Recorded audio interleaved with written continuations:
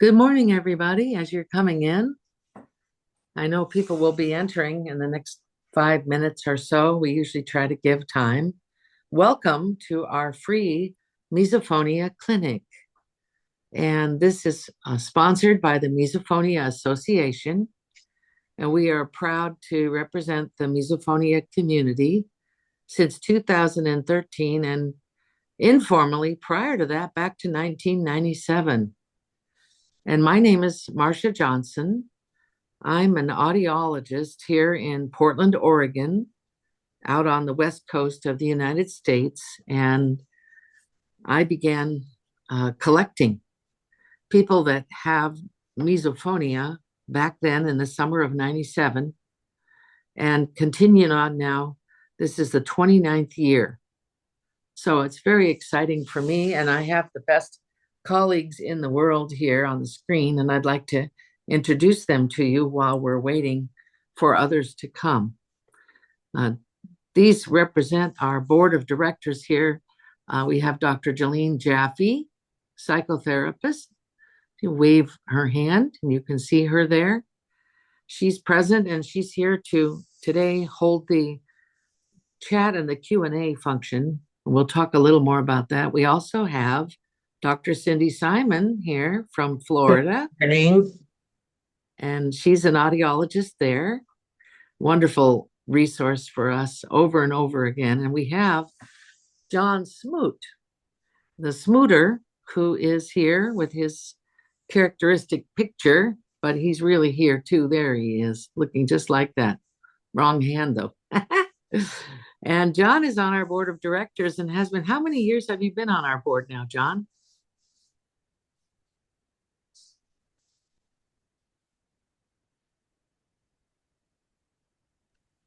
That happens. Sorry, muted myself.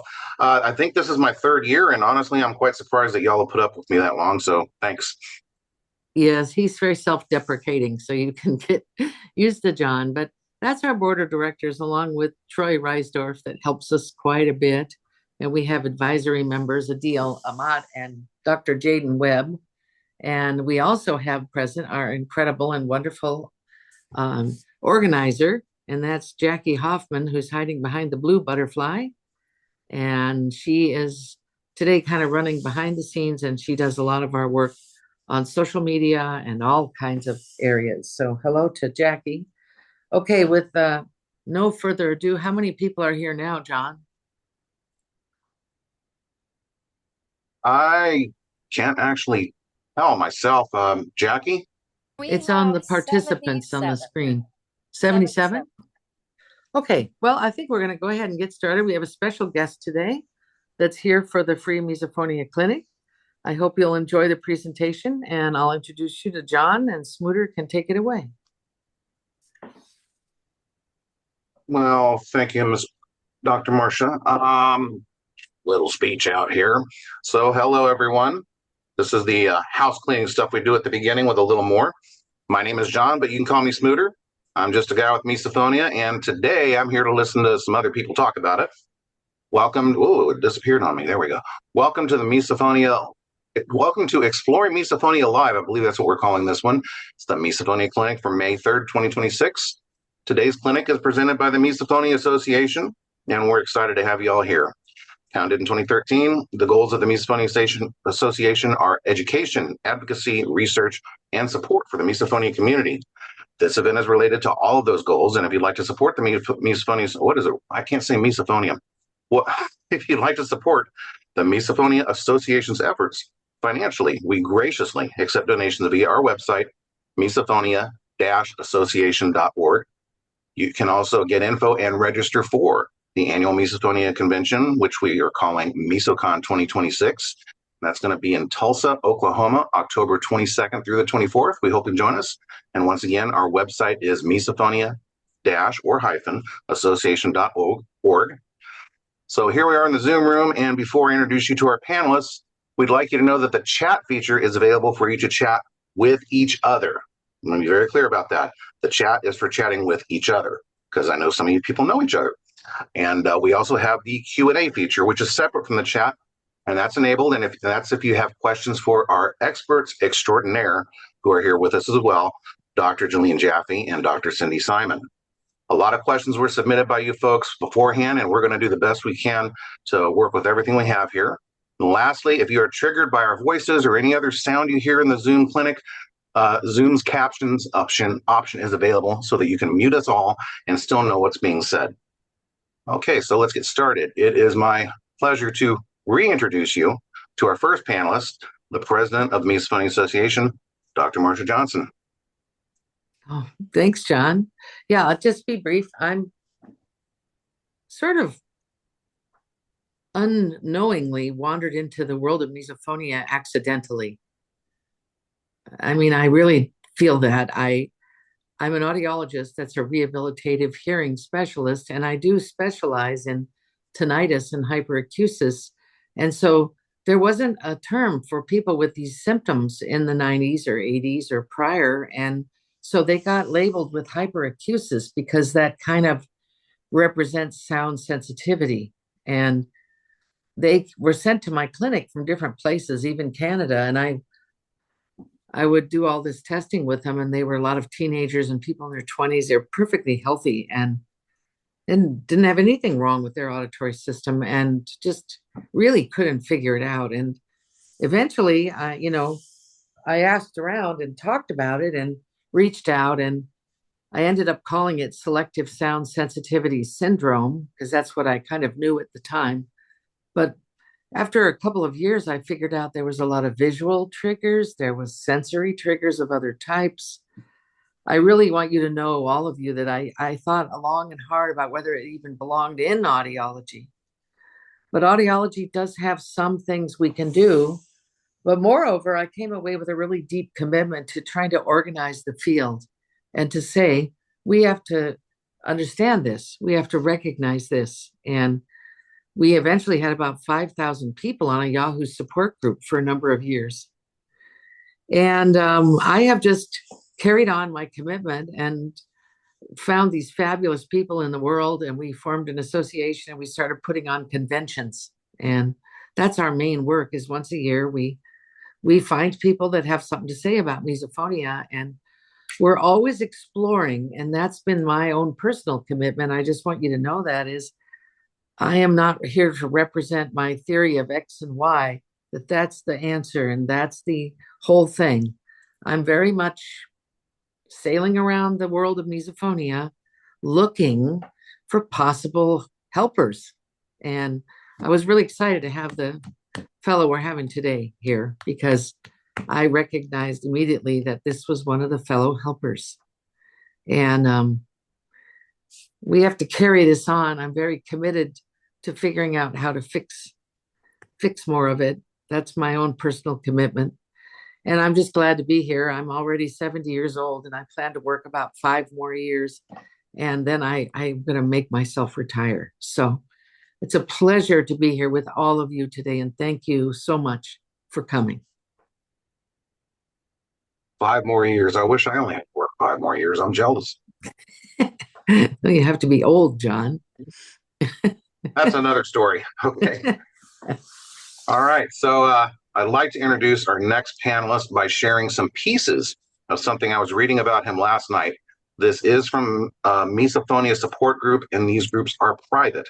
So I'm not going to say what group it's from or the name of the person who wrote it. And if that person is here, I don't think they'll mind my sharing a small portion of what they wrote about in Bucklow of CampMindblocks. They start off talking about they're dealing with various issues in life, which 2 of the big ones are misophonia and mesokinesia.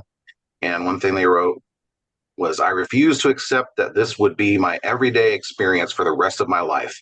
I refuse to seek ways, techniques, or gadgets to help me hide from the world and suppress the symptoms. And then further on, they write, I'm still on this journey. Miso is still here, but much less so. Dramatically improved. A lot of things helped me along the way, but the real breakthrough happened after hypnotherapy sessions with Adam Bucklow from CampMindblocks.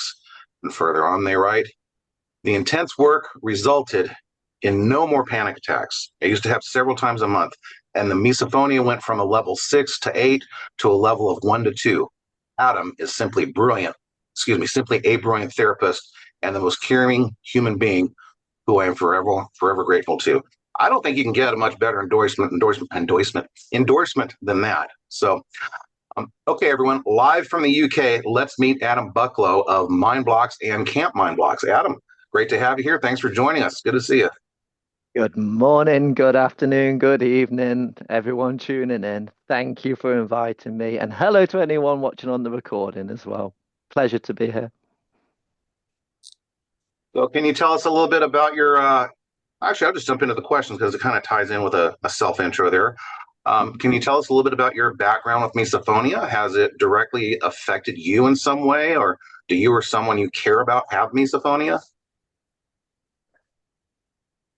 So, I have always had a very, very abnormal reaction to a very strange trigger, and that's a bottleneck fly or a fly going past my ear.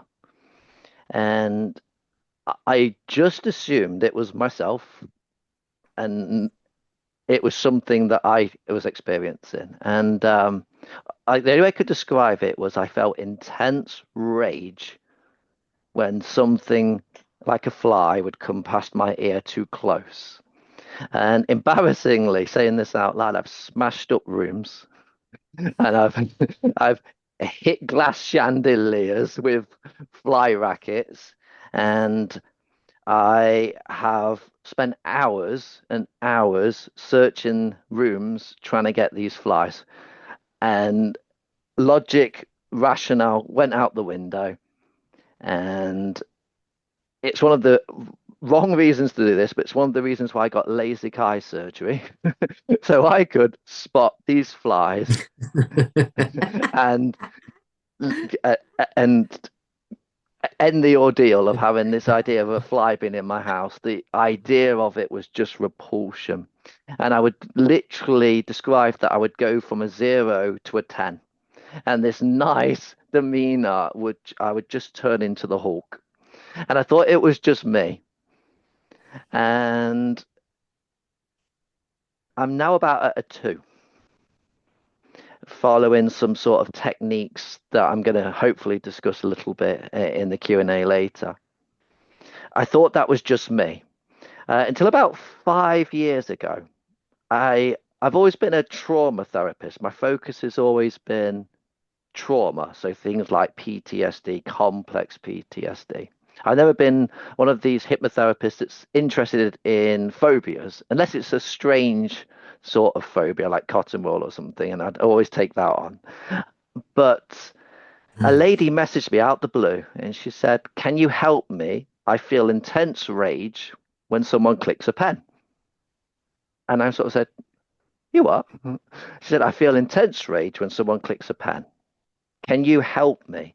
And this lady was she was a disabled lady, and she has a carer, and she said the carer adds so much quality to her life, but when she's clicking a pen, she wants to assassinate her. And I think, "Oh, that's lovely. That is, yeah, it's great. Come on down." And after about 40 minutes, she was clicking a pen with me. I was clicking a pen with her, and we were laughing. And I didn't really know what this was. And I just sort of said, "Oh, it's some sort of sound sensitivity." And that was really my way into misophonia. And she sort of said, "You're going nowhere. I've got a friend that wants to speak with you." And she had her dog licking itself that affected her. And this friend had sort of come along, and she said, I've got a video of my dog licking itself. And every time I watch this video, it gives me a panic attack." And I thought, "Well, don't watch the video. Why are you watching it?" And she'd done something called exposure therapy. And again, I didn't know what exposure therapy was. It just sounded a bit strange to me. And we did some sessions. She watched the video and she said, "You can see I'm not having a panic attack now. I don't like it, but it's a lot more bearable to me." And I thought, what is this thing? I noticed again it was intense rage, and I thought, okay, could this be something that we're sort of experiencing together? And that was my way into misophonia. Okay, so just to make sure I'm understanding, you don't actually have misophonia per se, but you do have this one obsession with flies getting too close to your ear, and that was how you were able to relate to those of us that do actually have the condition. That was something similar for you. Yeah, a fly coming past my ear would would cause chaos. It would cause absolute chaos, and the things that people say when they sort of would ruminate on something or hear it or think that they could even hear it sometimes, I would suffer all of those experiences as well. Gotcha. But that would some people with misophonia only really have one main trigger.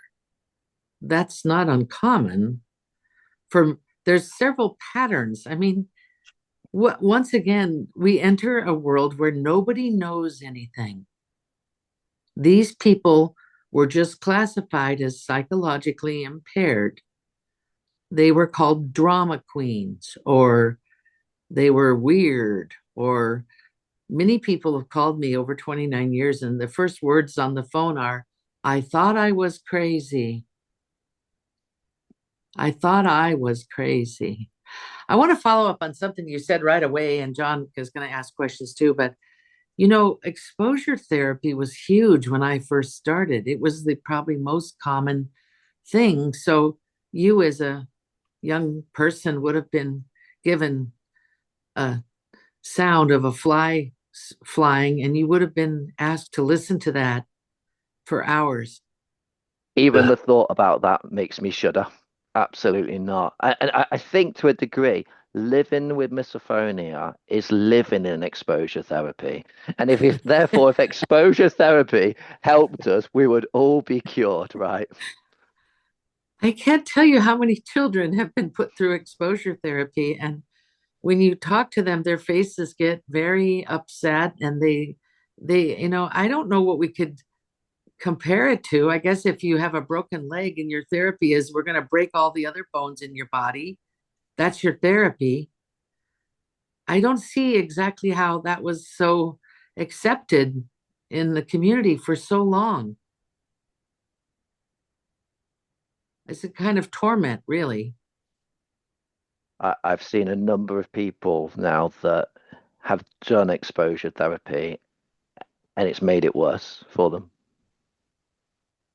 And at the time, a parent was taking the guidance that was apparent at the time, thinking that they were helping with this idea that the amygdala will be desensitized the more that we experience something, when in fact we know the salience and the tagging of its urgency is just going up. It's the wrong method. It's like throwing gas onto a fire. So, one more question follow up, and then I'll get back to John's questions. But you mentioned that initially you thought it was a phobia. So, I've spent a lot of time in my clinic with families talking about phobias versus misophonia. Mm. What do you see as maybe a little difference between those two things? I think if I could change my approach now, or how I look at misophonia, it's almost like an allergy to some energy. It's almost like an allergic reaction to a specific person's energy. And I'd move away from phobia um, altogether. It's almost like it's an allergic reaction to someone's energy, Yeah, almost like a which is histamine response, right? which is why Oh, I say if that person, we've had an argument with that person and we've got some friction there, they are more likely to trigger us just by their being. I appreciate that. I appreciate those answers. Interesting. Okay. John, sorry to interrupt your stream. That's okay. No interruption. Um, so this is a good time for this question because believe it or not, you've already answered the next two or three so far Oh that I no, yeah. So sorry. you're ahead of the game. You're really good at this. Um, in contrast to what we were just talking about with the exposure therapy, can you share your approach to treating misophonia? My approach to treating misophonia. Wow. Well, I think about misophonia as the hate, and if I could rewrite the definition than the hatred of sound, I think it's the hatred of the reaction from the reptilian brain to specific sensory stimuli. So we don't hate the sound as much, we hate the way it makes us feel. I have to tell you something, Adam, right? So I want you to continue, but I disliked that term from the beginning, and it got tagged on there, and it means hatred of sound, and that is just the worst description of this problem. And I even have suggested recently a different term just because it's so unfortunate that it got stuck with that. So Mm. I just can't agree with you more. And I think my approach to look at misophonia is I don't believe it's the sound or the visual that bothers the nervous system as much. It's more the anticipatory anxiety about the thought of the sound. So what I would mean by that is, let's suppose someone is standing next to us and they're holding a bag of chips. Doritos, the worst chip. Whether they eat those chips or they don't is almost irrelevant, because the amount of anxiety and adrenaline that we've wasted on this person with their chips, and yet they haven't made a sound. So it can't be about the sound as such, it's because they haven't made one. So my approach, my theory is, we've got almost, I think you said it yourself, Dr. Marsha, about there's a ghost soundtrack playing. And I believe that we need to tap into this sort of ghost soundtrack. And quite often, by thinking about the sound or thinking about the trigger, it's enough to elicit a response. Obviously, not going to be as high as if it's actually exposure, but the lower the mental tension, I find the lower the level of intensity and reaction. So, therefore, this is now a non conscious thing, not conscious. And this is where the sort of hypnotherapy aspect comes in, because hypnotherapy looks at treating the other part of the mind that's not conscious as a separate part of the mind. And I think it's that part of the mind that gives us the relief. So, what needs to happen is nervous system regulation with as little conscious and cognitive as possible, because the part of the mind that created this wasn't conscious. And therefore, the part of the mind that's going to add some value isn't going to be conscious either. So I am in love with things such as the havening technique. And havening in itself, it's not a therapy, which is why not that many people have heard of it. It's a modality. It's a bolt-on, though. The amazing Dr. Rudens that invented havening encourage you to adapt the style of it to your own sort of techniques. So combining havening with this sort of tapping into a soundtrack and using sort of a hypnotherapeutical approach to remembering a time, thinking about the last time something triggered, is normally enough to access that neural pathway, which would cause a response. And using the only cognitive mind I sort of try and use is subject units of the stress signal. And on a scale of 0 to 10, 10 being the highest, 0 the lowest, what would you rate this score if you think about this sound? And initially, it starts off quite high, 7 or an 8. And what I find, by reducing the mental and the anticipatory anxiety, then the actual also comes down, it correlates with it. This is absolutely fascinating because 29 years ago, when I started examining patients, I had nothing. I had to develop my own questionnaires, my own assessment forms, my own thinking about how to try to discover what this is. and I came up with the term anticipatory phase. And that was 29 years ago. I recognized that it's the anticipation of the situation. So the young person coming to the dinner table is so anxious and triggered that they can't even sit and eat, but by 7:30 in the evening they're hungry. And And it's it, absolutely, you know, absolutely, and you know, we're standing on the shoulders of giants. We really are, and taking the baton and passing it on and learning something. You know, so a nervous system is flooded with adrenaline. It's flooded with cortisol. It's flooded with norepinephrine, mind adrenaline, and therefore the key before anything, whether you're dealing with trauma or OCD or anxiety, is to create safety in the nervous system.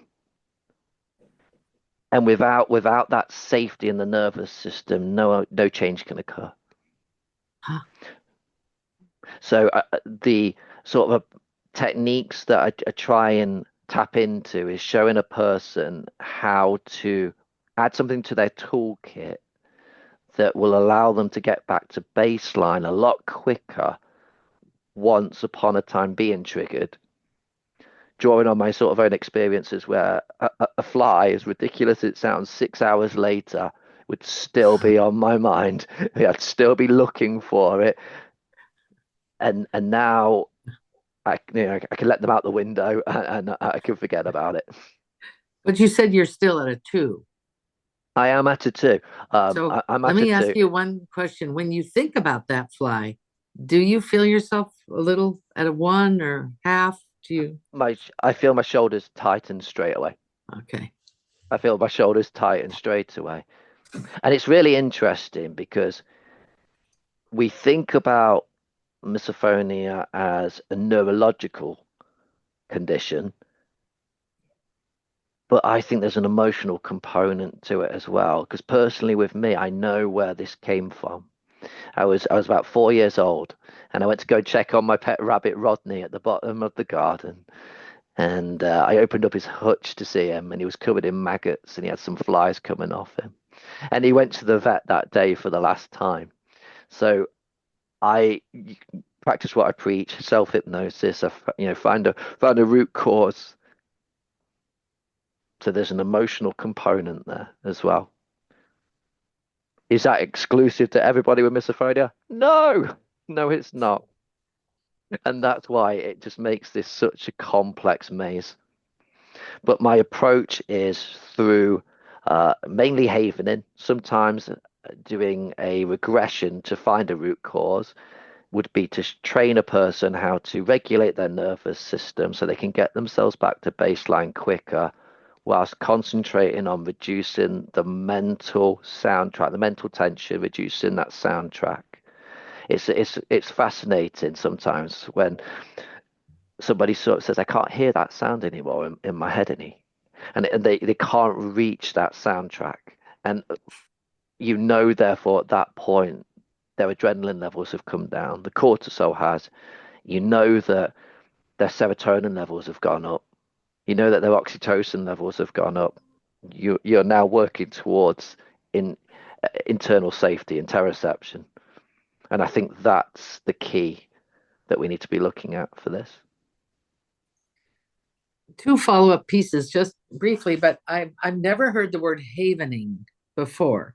So that's a new term for me, and I don't know exactly what it means. And then you said hit somebody with a baton, and I don't know what a baton is. Is that like a bunch of bats or? Well, I think it's going to be a British. It's be a British thing. It's passing over the wisdom. Okay. Havening. So havening is very interesting. Havening comes from the science of EMDR and the technology of tapping. And yet it is neither. It is very, very soft and sensual. It's the term havening comes from the word to haven. Haven is a safe place. Oh, To find a safe place is the idea of where the havening term came from.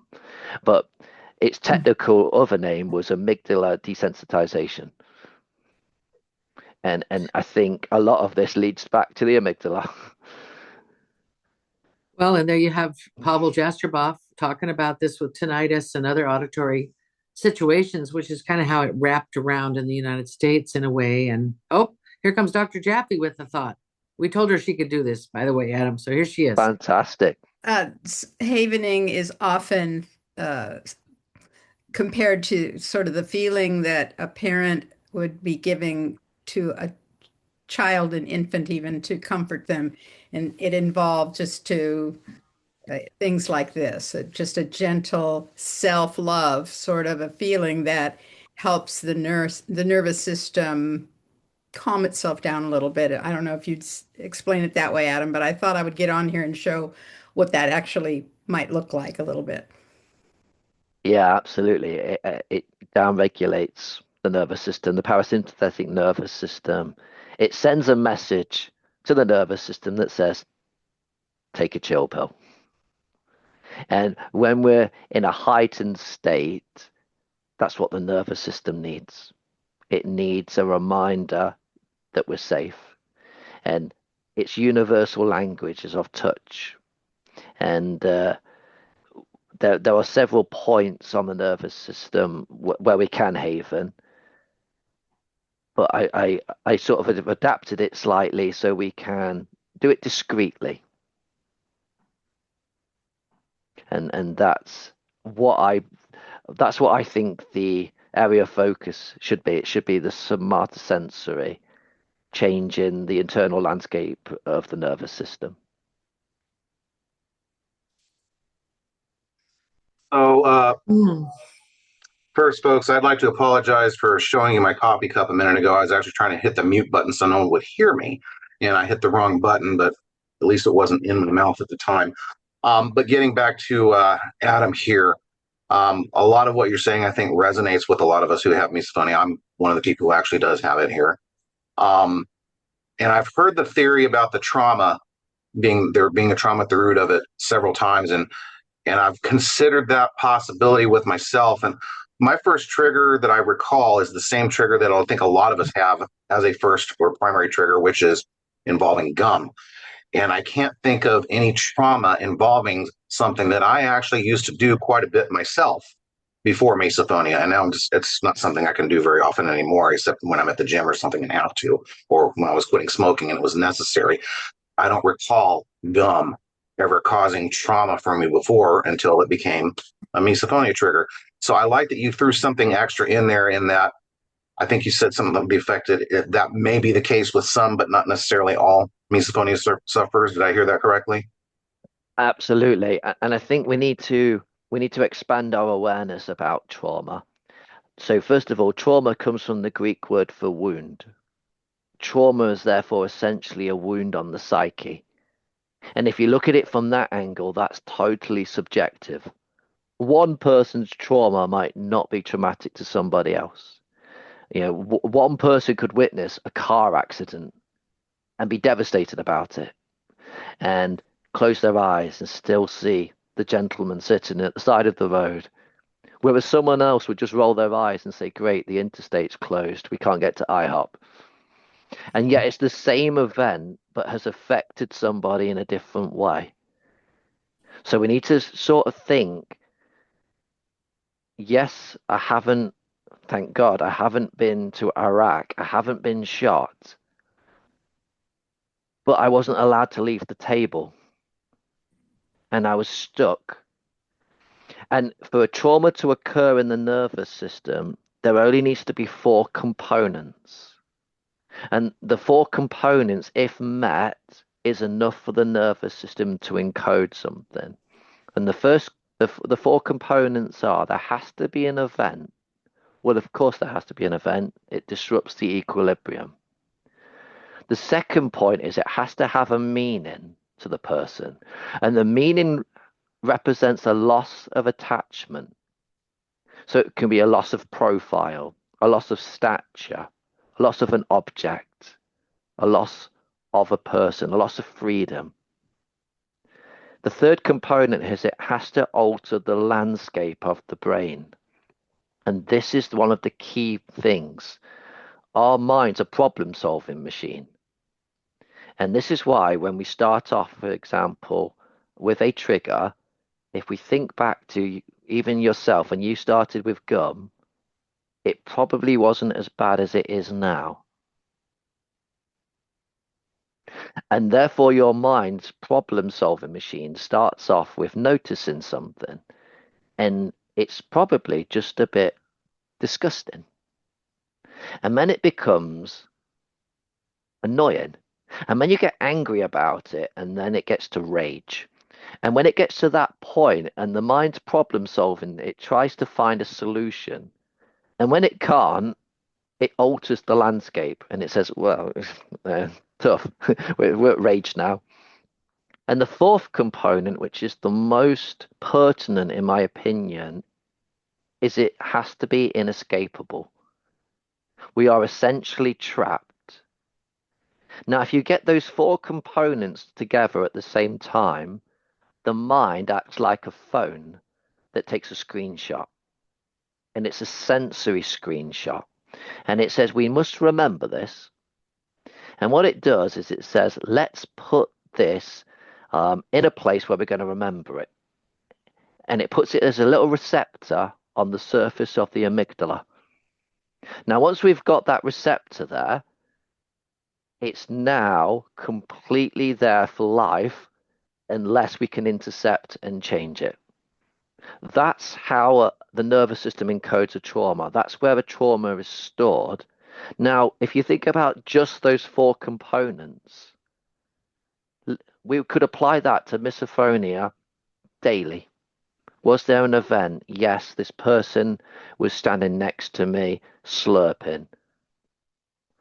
Was there a meaning of a loss to me? Yeah, it was a loss of my freedom in that moment. It was a loss of my right of silence. Did it alter my landscape? Yes, it made me feel rage. Was it inescapable? Yeah, I was on a bus. In that moment, that's a trauma. So obviously, the trigger can be a trauma in and of itself. I would certainly agree with that. Um, do you have any theories on what might be the root of misophonia if it's not a trauma for somebody in particular? We'll apply those four components. If you can get away from something, the nervous system, all four components have to be met. So there has to have been a time when you couldn't get away. The number of times mum on the school run would clear her throat, and I started to notice it. And then it got worse, and then it got worse, and then it got worse. And now I can't bear being in the car with mum without my earplugs in. Stories like that pop up all the time. Do I think, therefore, that this could be in existence, but perhaps biologically, where, is this hereditary? In some people, it seems to be. So, is that anything to do with trauma? Possibly not. Has trauma compacted it? Has it made it worse? Yeah, absolutely. So I think it's the cherry on the cake in all cases.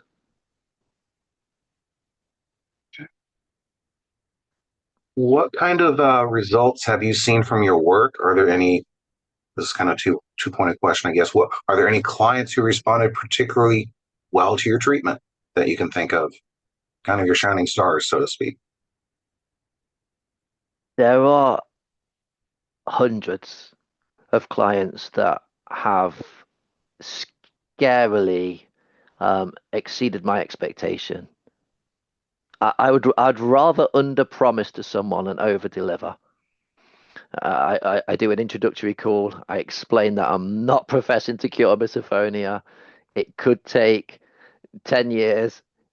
It could take 10 sessions. It could take 5 sessions. I just want somebody to understand that we're dealing with a stubborn part of the brain that's different in everybody else. And just because that one person's had a good result, it doesn't mean this person is going to. But in answer to your question, yeah, I've had a number of people that suggest that they've had 50, 60% improvement. Interestingly, the majority of people that I would say have that are the people that do trauma clearance first. And why do they go in hand in hand? Well, unresolved resentment to somebody in the nervous system is still a trauma. Feeling betrayed by someone and not expressing it is a trauma. And anything that is unexpressed, unresolved, triggers the cortisol feed and the adrenaline feed. And just by having not had your voice in a moment, that creates a higher baseline of anxiety. And what we want to do as a starting point is reduce any possible stressor that could contribute to a nervous system not being at a state of homeostasis, meaning that it's at its baseline.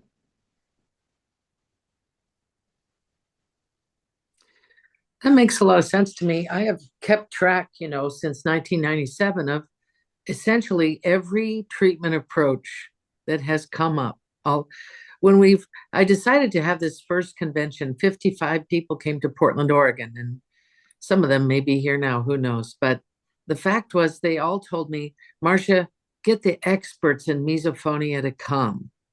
And I was like, well, where are they? I don't know any. I'm out here using sound as therapy, trying things that audiologists do. But I can tell you that what's fascinating to me is these, and there are now university centers related to this problem, and there's $15 million of research going on. And this went from nobody knew anything to these huge strides forward. But some of those programs have elements of what you're talking about. Some of them do. And the confusing thing to me is like you're going to go hunting. So you take a shotgun and you take a bow and arrow and you take a sling and you take a basketball and you take a donut and you're going to go in the woods and you're throwing everything in the deer and you're like, hey, it's working some of the time, but I'm not sure what part of it is working. So it's interesting that what you're bringing, it has elements in other kind of programs, even commercial things people have invented, but nobody can say very clearly yet, this works because of these elements. And that's what I'm very curious about you, because you have a well-defined thought about how this can work in your experience. And you certainly have a lot of people online saying, well, it worked for me. It worked for my daughter. And so I find that to be, if we could use the word proofful, it's proofful because some of these methods people do and they never get any improvement. It's not sticking or something. So I don't know. I always, how can I we always want explain to, this? I always want to stay humble to the process. And someone sort of says, I sat out in my garden and the lawnmowers were going off and the leaf blowers, and I was relaxed. And again, I sort of say, well, that's absolutely brilliant, first of all. It could be because you're in a great mood. It could be because the sun is shining. It could be because what we're doing is working. It could be a combination of all. Let's just enjoy and, again, not pay too much attention to it and just be. And I guess that's my approach. But in answer to the question, because I realized I didn't answer it fully, I've had a lot of clients that have gone from single triggers to not having a trigger anymore. I've had a lot of clients that have gone from tens, nines, and eights down to threes and fours. And I've had some clients that equally have had very little improvement. And the one of the things that is just very interesting to me at the moment is inflammatories. I'm sure one client, one mum wouldn't mind me talking about her amazing daughter. She had a very, very quick response in session one, just the very first session. I asked her to think about a sound, and she thought about somebody chewing their gum. And she went straight to a 9. She had a very strong visceral response. So this is how I could see she was tapped into that soundtrack. She was sweating. And it's almost like a moment of magic. She suddenly said, I can't hear that sound anymore. It doesn't bother me anymore. And within that, her mum was on my phone by the evening going, what have you done to my daughter? She's just come and sat with me and she's eaten. What's going on? And for days, I was starting to get all of these lovely messages going, my daughter has just gone to her school recital. People were eating. She wasn't triggered at all. This is amazing. And then suddenly I started to get this message going, she's triggered again. And I thought, this is so strange. What's happening? And what had happened was she'd come off her inflammatories. And only of recent has she's carried on following up with the exercises that I've asked her to do. But she's back on her anti-inflammatories now. And suddenly she's reporting again that she's gone back to being trigger free and went to the movies and managed to stay. People eating, not triggered again. So I am absolutely convinced that inflammation is playing a part in this. I can't agree with you more there because I look a lot to Eastern medicine and the Chinese field, the naturopathic field here. I've looked in every corner of the room, trust me, and this thing would be characterized, I think, as an inflammatory response because the rapidity of the response, the intensity of the response, it's not a cold paralytic response. The thing is, I haven't been able to speak to people in our, say, our academic world too much about these ideas because they get their mindset that this is XYZ, and those ideas don't fit very well in their thinking. I don't know how it is in England, but I know that there's a lot of people convinced they have the answer and that's the only answer. And do you think yourself that there might be types of misophonia? Maybe there are subtypes. Have you ever considered that? Yeah, absolutely. Absolutely. There have been types of misophonia that I've created my own little categories for it. There's a type of misophonia that I think of and refer to as injustice misophonia. And again, the idea is that and this is more applicable to a specific person. If it's a specific person that triggers me, if they've done something that's wronged me, then the misophonia is going to be a lot higher. If we resolve that injustice, I've seen it where that person doesn't trigger them until the next injustice. It's almost like the misophonia or the misokinesia with that particular person's gone. And I worked with a client where I saw her for 10 sessions because she was doing some trauma work with me. And for 7, 8 days of that, she was trigger free. On day 8, he annoyed her. And sure enough, it came back in the misokinesia came back with a vengeance. Released the annoyance again, it was gone again. So there's a type of misophonia that I'm calling injustice misophonia. There's another type which this one baffles me, where we sort of, is it hereditary or not? There's a client that her misophonia is very aimed at her mother, but the dad triggers her and the grandma triggers her. But if the mum's the worst trigger for her, but if the dad annoys her, she's automatically triggered by her mum. If grandma annoys her, she's automatically triggered by her mum. And her mum's not even there. Her mum's at work, bless her. She comes home and she's already in the firing line. Mm. Now, and that sort of misophonia, I'm again, that's got to be something more than it's got to be somewhat. So again, it's energy. I'm convinced there's almost like an allergic reaction to a person's energy. Now, is that hereditary? Who knows? But sometimes I see a dad and he had two daughters, and the dad responded really well to the misophonia relief. One daughter slightly, one not at all. What type of misophonia is that? So I think of injustice misophonia.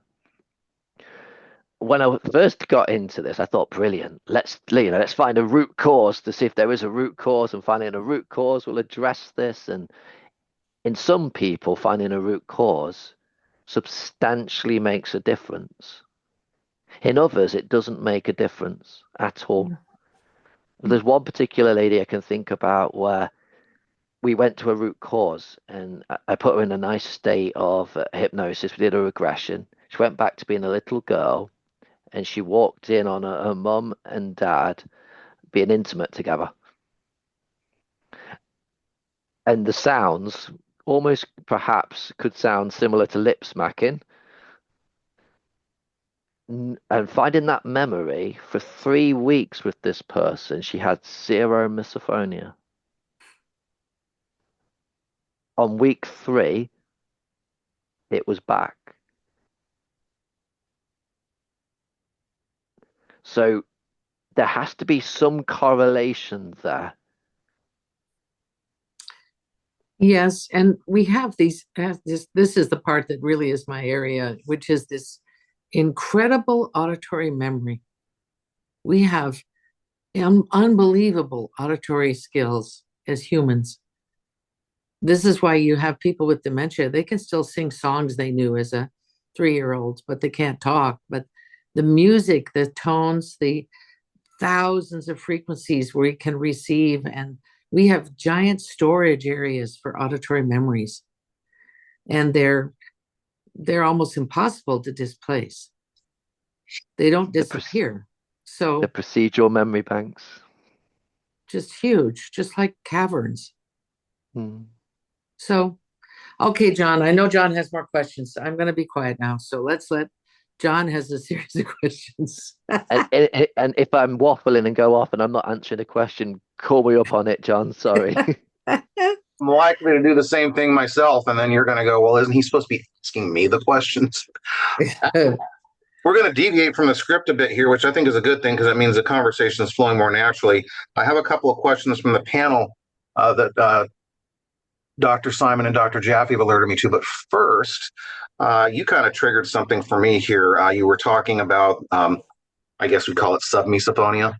And let's go the other way for a second. I'm no expert on theories, but I have heard a theory that misophonia, misokinesia, and maybe some other conditions out there that are recognized might actually be just symptoms of a much larger yet unidentified condition. Do you have any thoughts on that? I think we label so much. And I think even in a diagnosis, it's just a constellation of descriptors. And what we do is we sort of explore how we can manage a headache. And we all focus on, we can all describe a headache. But what we really want to know is why the headache's there.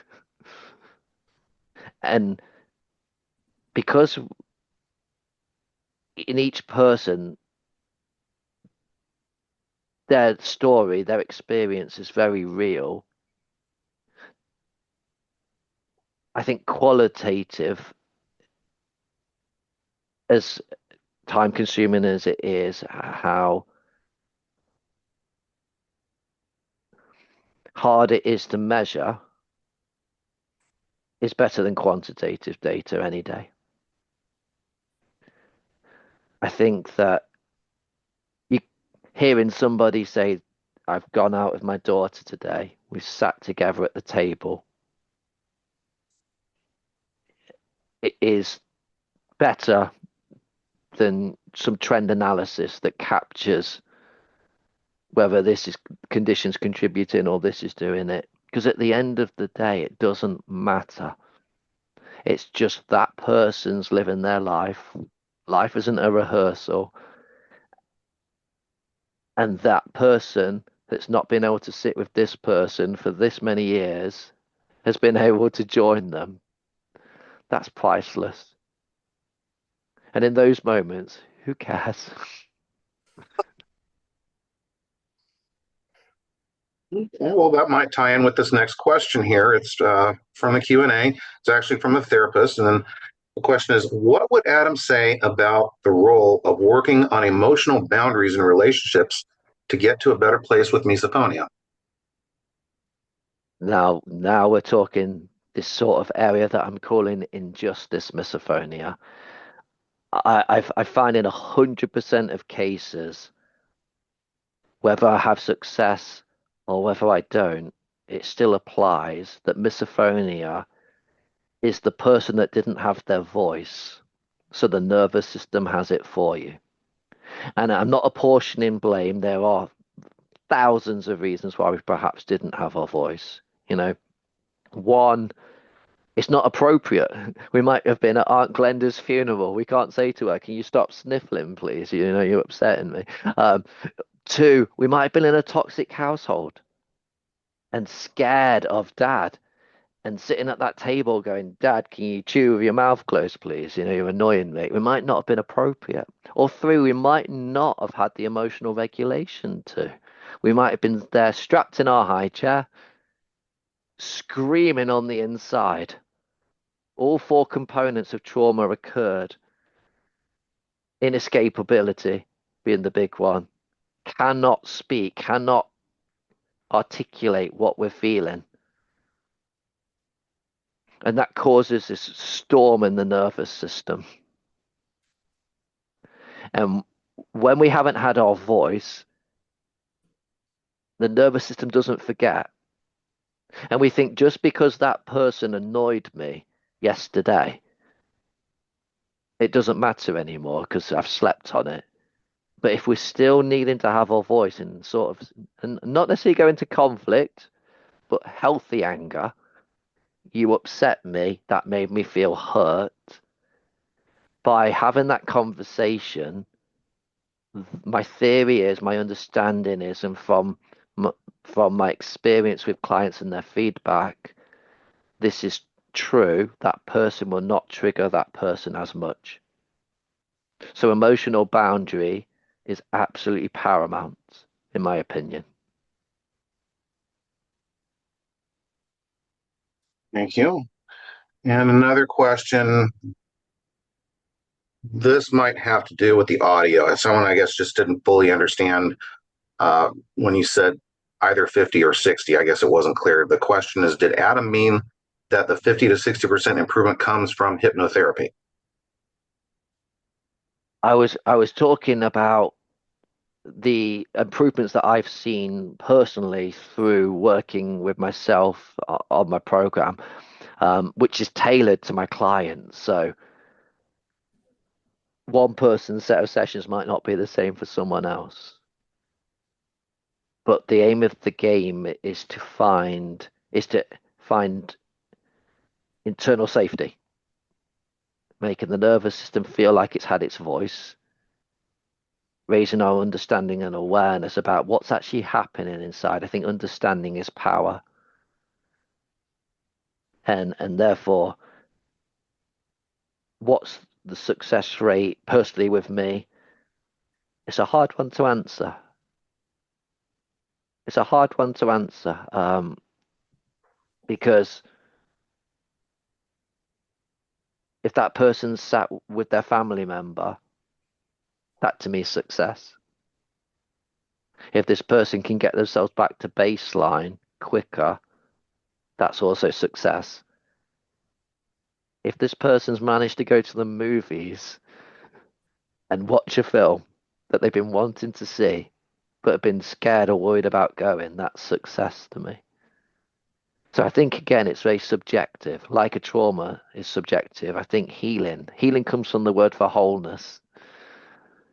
And the idea, therefore, is this person's definition or their own understanding of their version of what they're trying to achieve. And that's how I think to answer that. I always sort of say to a person, what is it that you're hoping to achieve here? What would it look like for you? And sometimes they lay a milestone out. And that's the milestone, therefore, that will work to determine what would achieve as successful.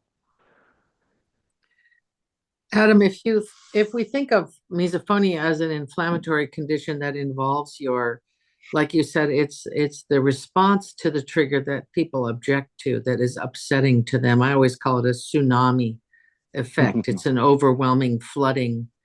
Can you see that maybe people would need periodic treatments throughout their lifetimes if they have a proclivity toward this situation where, like you say, on their amygdala becomes a mechanism that is hyper responsive and wants to sneak back in there? What a beautiful question. I think that is a key thing. Everything's too hyper aroused, too hyper vigilant, hyper focused, hyper fixated. It's hyper. In terms of my sort of approach, it's quite a risque. It's a rubbish business model, really, because I try and give my clients as many tools within the sessions so they don't need to see me again. So make myself redundant in essence. But the idea is that that person has some exercises that they do daily that keeps the inflammatory, keeps things in check, raises the good chemicals, the good neurochemicals, reduces the less than positive ones. Life's stressful. Our well care is always going to play a part. If someone's slept poorly, they are more likely to be triggered. If they're hangry, they're more likely to be triggered. If they're hormonal, they're more likely to be triggered. If they've had an argument with the bestie, they're more likely to be triggered. Now, is that misophonia or is that human etiquette? Is that just well care? And the nervous system looks for the quickest thing that's familiar to it for its release outlet. I remember watching the soccer final. Don't know why England were in it. They were absolutely rubbish, but they were. They made it to the final. And my daughter was lying on the floor, and she's 10, and she was colouring in, and her foot was behind her on the lid of the crayon box, and she was dragging it across the floor, and I could hear over and over again, and it didn't bother me. I was watching the football. I was really excited. Then Spain scored, and England were losing. And within seconds, I absolutely blew at my daughter. Can you stop doing that? It's so annoying, it's so frustrating. And then England equalised. Then I sat back in again and I was fine. So there's an example where well care is always going to play a part. My heart sinks when I speak to a client and they have pandas, Lyme's disease, mold, anything that causes sort of an inflammation. I set the expectation stupidly low. I almost find myself talking them out of sessions. No, don't do it. Because I almost liken it to a sponge being in the way, absorbing all of the good neurochemicals, and only a little bit gets through. So in answer to, I think that an anti-inflammatory will complement somatic retraining of the nervous system. Without that anti-inflammatory, I don't think we're going to have much success. And I think that's in any situation, in any therapy, when the inflammation's there. Let's see if John has any more hot burning questions he wants to get out. We have just a few minutes here coming up on the downside. I have another thing I wanted to bring up with you, and I wanted to give you a little time to show a couple of your slides just because I want to attract people's attention to them. So back to the script, and it's going to be followed by a question from the group that kind of relates to this next question. Do you keep in touch with your clients after they complete your program to see how they're doing in the long run? I used to be called MindBlocks, and I renamed myself CampMindblocks in the sense that we're a squad and we stick together. And I love nothing more than checking in on my clients and seeing how they are. Initially, when we've worked together, I stay very close and regular check-ins and stuff. And then over time, I sort of drop out and irregular checks, quick check-in, how you doing, sort of, it starts like 3 monthly, but the majority of my Facebook page is made up of my clients, because you get someone that's been brave enough to reach out and ask for help and has trusted in you, and you've been blessed to be part of their healing journey. I've got nothing but love for them. And as corny as that sounds, so I do try and keep in contact with my clients. I think the point of the question is to ascertain whether the results are long lasting. And of recent, on my page, I've revisited a few people and a year on to sort of see how you're getting on and stuff. And I've shared their honest little summary they've kindly written for me. And it seems that the majority of the changes have occurred with the people that have kept up with the exercises that I've set. The people that don't seem to have the longevity, but to me that's quite apparent that you're not going to if you don't do the ongoing work that's needed. And when That's I say so true. exercises, I literally mean a 3-minute exercise in the morning and a 3-minute exercise in the evening. It's not a hard ask. I think for something that brings or has the opportunity to bring freedom and a sense of relief. Yeah. It's funny, people develop a little amnesia, though. It's like once you don't have a headache, why take the aspirin? So we're all sort of human in that way. It's like, oh, I could have a couple donuts. It's okay. So I want to talk to you about one other thing that I noticed this morning, Adam. And, we've never talked before. We've never talked, just a little emails. And I'm really having a good time here. I just want to say I've been really looking forward to this. And I know everybody else on the board has too. And we're so excited that you were willing to come. But you spoke today about grief and misophonia. And this is something for 29 years.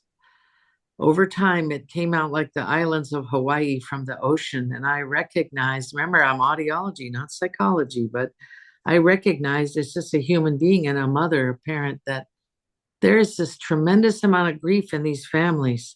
The constellation of the family, I call it, the family gets misophonia.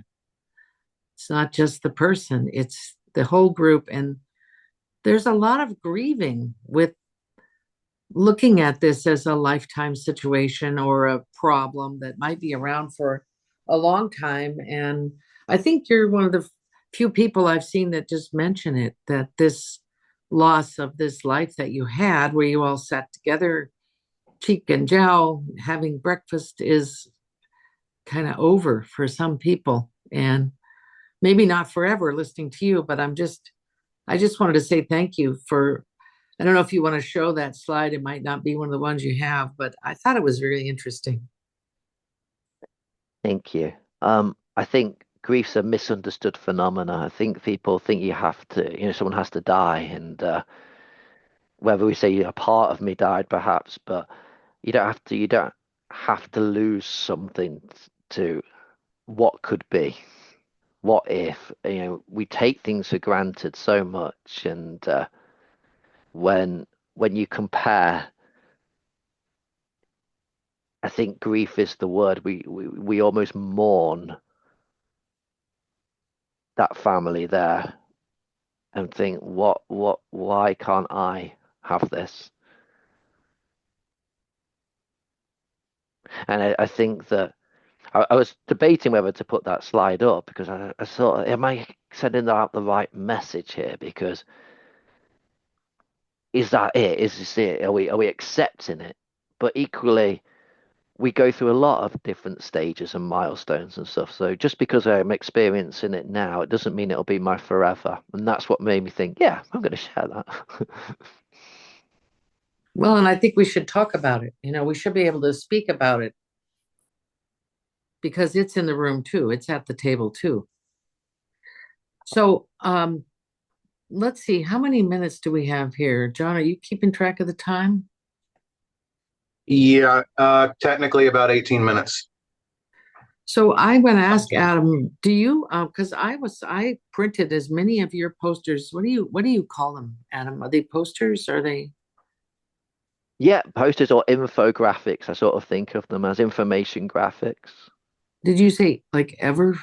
What's the Like first word? information, like info. Oh, So like information, infographics. Okay. infographics. I want to sort of spread some awareness and just get the name out. And it's Yeah. nice when you see comments from people going, "Is that what it is? I didn't know it had a name." And it's like, "Yep, that's what Yeah. it is. It's very real."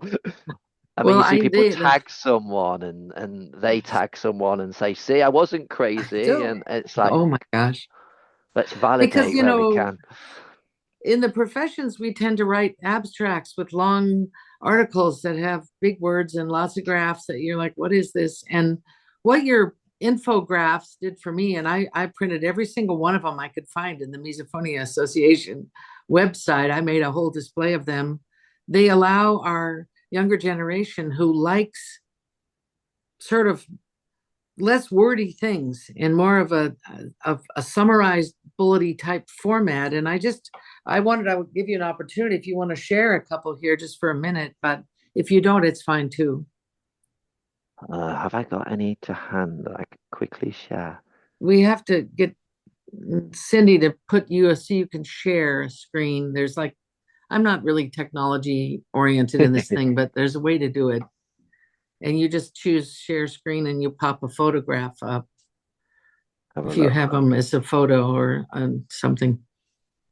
Jackie can chime in here if she wants to help us out. Which one are we thinking? Well, I don't know, maybe just the grief one today, or whichever is your favorite. I don't. As I a, just think it'd be. as a panelist, all he has to do is click the share screen. There we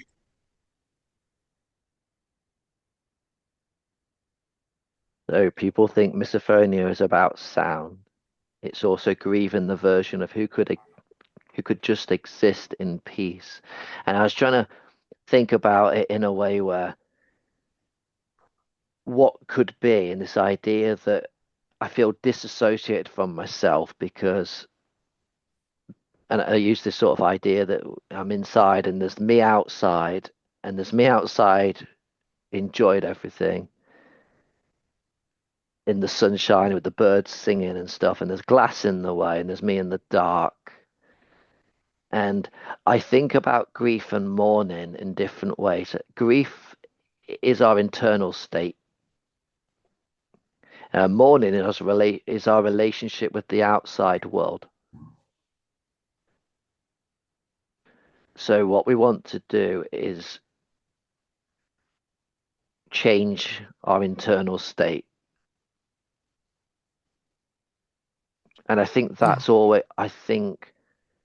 that's always possible. Do I think misophonia is curable? Well, incurable just comes from the word, this idea that we haven't got a medical measure in place to stop it. So do I think that curable exists? I think it exists in a version that's specific and unique to each person.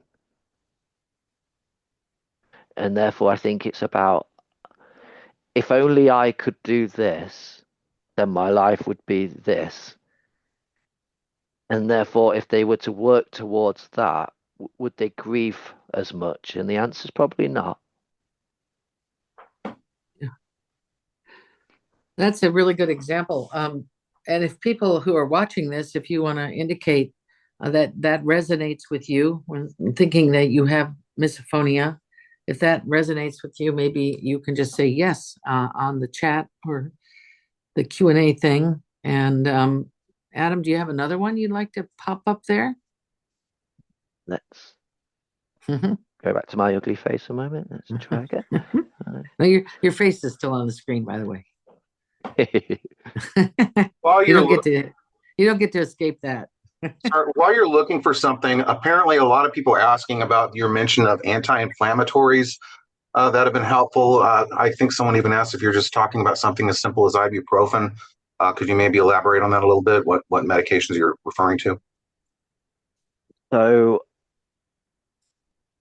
there are specific medications, and in the UK they're slightly different names and stuff. So I'm just going to go with the sort of plant-based supplements that are universal, like ashwagandha, um, a, a supplement like that, and an anti-inflammatory, that anything that reduces inflammation.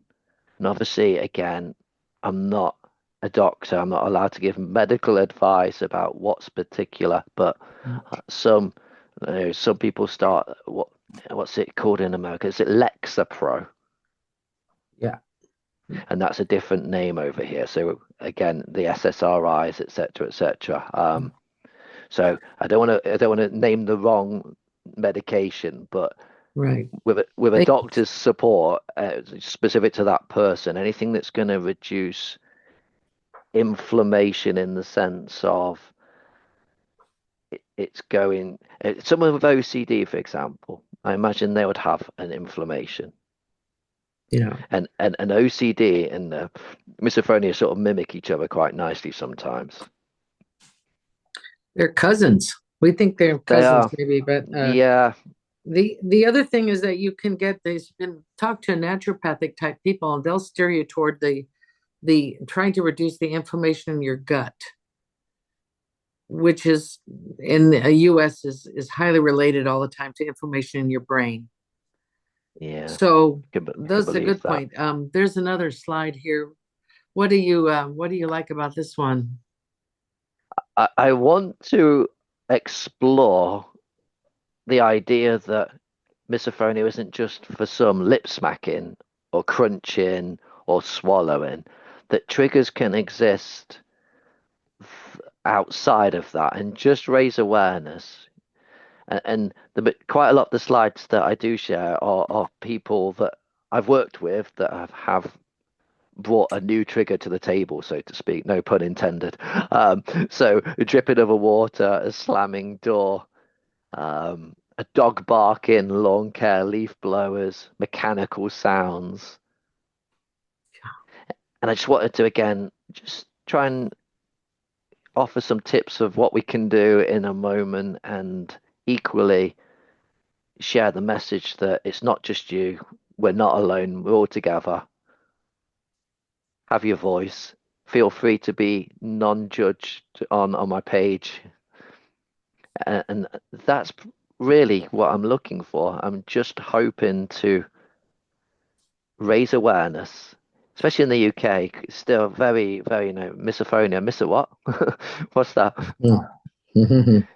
Uh, it, it's a sort of fight, flight, freeze response to a particular sensory stimuli. Oh, I have that. Yeah. People with misophonia hate that. Yep, and it's That's like, one of the, no. What do you they're mean you like, have that? you Well, do not. when I hear somebody and it's like, no, that's not what we're talking about here. Oh, And again, oh, I refer to misokinesia as misophonia's BFF. Often go hand in hand. At our first convention here in 2013, we were quickly made aware that we had to stand absolutely still and not wave arms.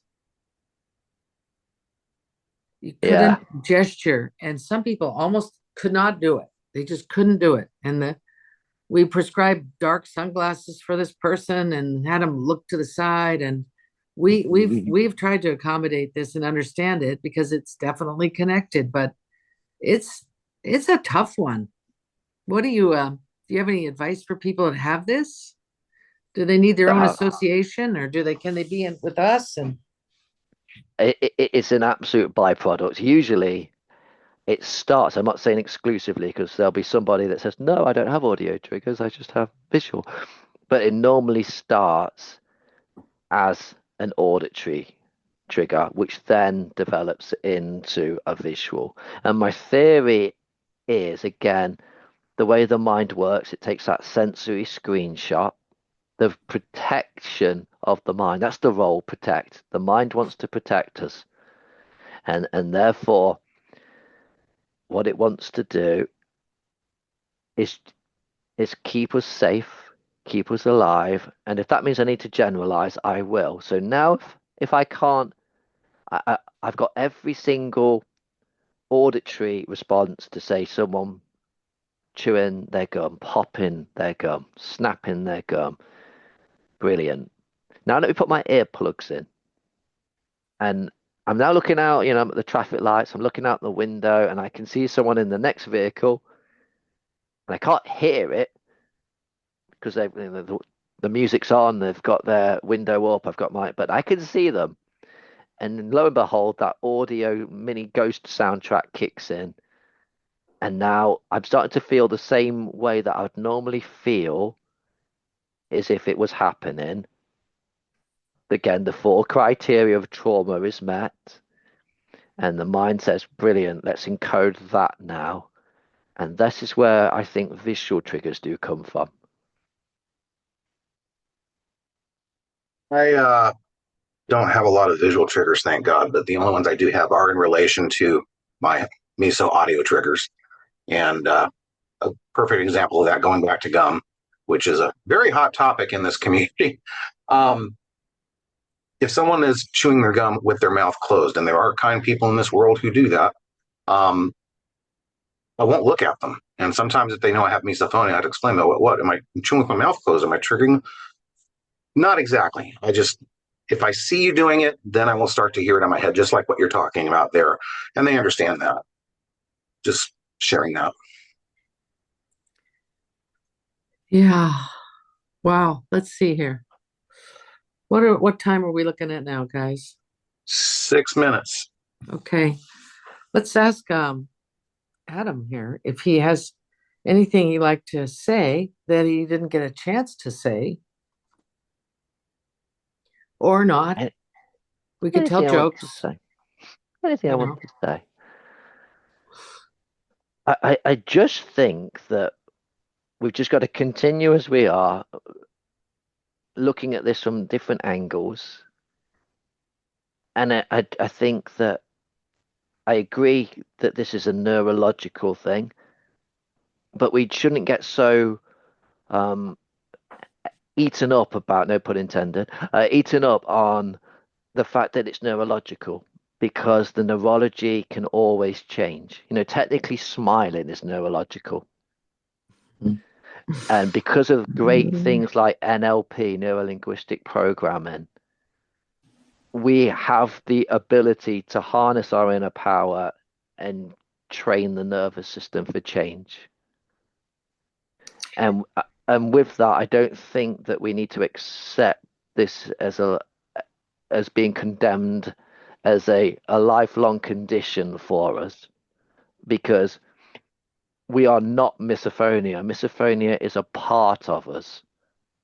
You are a person, you are a wonderful soul, you are a being. There's a naughty part of you, however, that right now it thinks it's protecting you.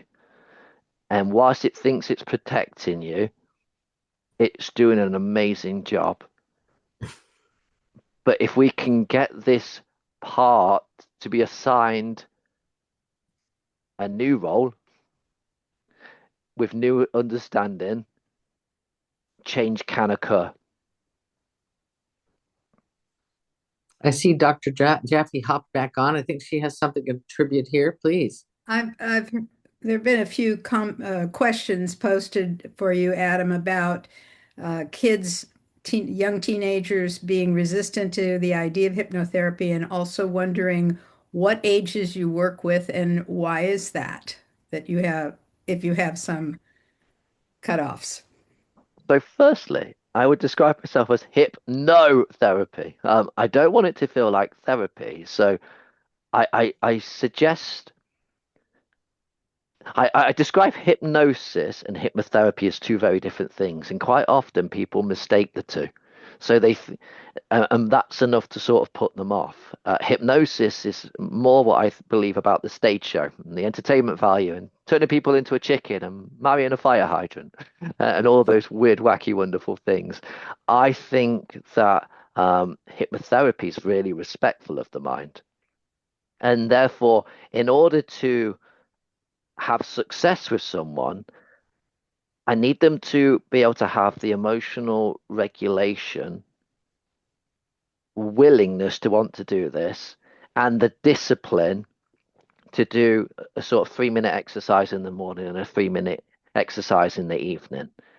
And you don't seem, and I'm not generalizing, but just overall from my experience, entry sort of level about 15 years plus seems to be the sort of sweet spot where people are starting to recognize that.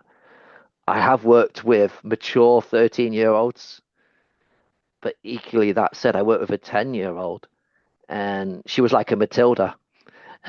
She's going to cure cancer one day, I hope. And very advanced, old shoulder, and young head on old shoulders, and she literally just took to it. And because she took to it, she's put my theory up on its head. It should be 13-year-olds, blah, blah, blah. I just need someone that's willing, prepared, disciplined. And I find that anyone under the age of 25 anyway, the brain is only 80% developed. So there's two ways of looking at it. It's a double-edged sword because it's very frustrating because in theory, the younger they are, the weaker the neural pathways are. And the less salient tagging has occurred, which means how urgent the brain's made this stimuli and how the brain's encoded it. And over time, that compounds and it gets stronger, and that's when the trigger gets worse. But the frustration is they don't necessarily know how they feel. They're not prepared to do it. And one of the awful things is, as parents, we love our children, we want the best for them. But quite often they're told they need to do sessions. If someone said to me, don't move that cup, immediately I'm going to think, you know what, I'm going to bloody move that cup. You have no. So if you're told, and there's almost an element of sort of resilience about, screw you, I'm not doing that. This is just defiance occurs, and I think that anyone people pleasing, their parents and stuff, they're not going to get any good results. Those are very good answers. I would like to leave us with a thought for Adam, because there's only one Adam Bucklow. There's just one. There was one Marsha Johnson. There's one Jolene Jaffe.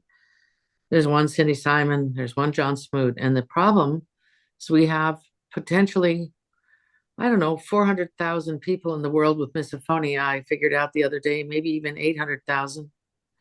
So start thinking in your mind, because there's just one of you, and there's so many people around the world that need help. And and you have something you're working on that we're discussing today. And I tell this to all the people that have invented and created these methods that can work for some people very, very well. And So we have to think about how we can multiply you, We can't make you work 24/7 for the rest of your days.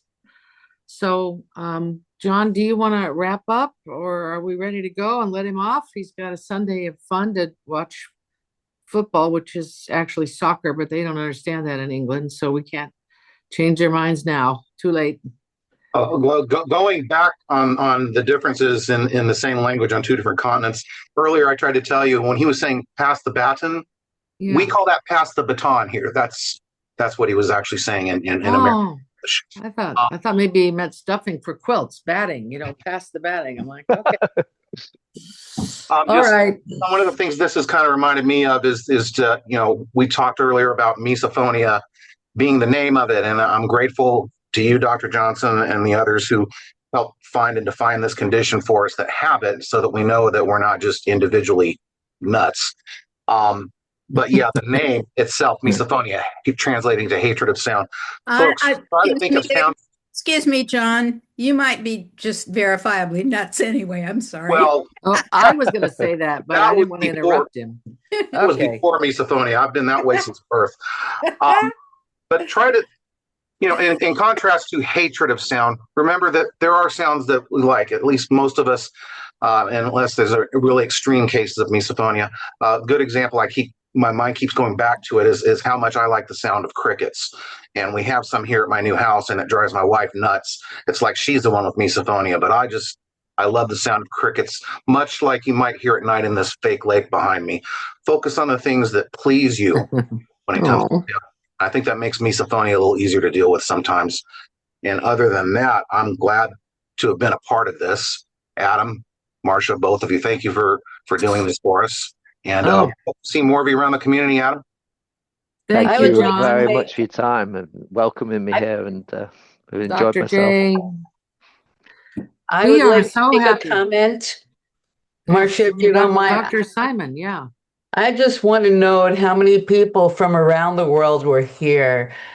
Adam, you must have really brought half the UK here, because we have a whole bunch from that part of the world. We have Canada, we have Russia, we have Ireland. This is amazing. It's as much as we had listening in when we were doing online conventions during COVID. So it's amazing. And Adam, thank you so much. I'm sure everybody's going to be replaying this multiple times. My absolute pleasure and my privilege. Thank you, everyone. I hope that I've added some value or something that you can take away from this that's useful. So wonderful.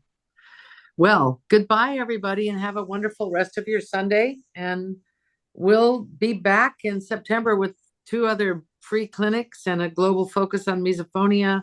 If you're free to go to Tulsa, Oklahoma in October, come on and join us. We're going to have fun in Oklahoma. I'll meet you at the bar.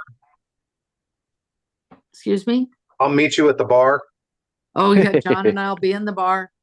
He drinks, I don't. I give him my drink ticket, though. Okay, so there's a little piece of information for you. Again, I just can't.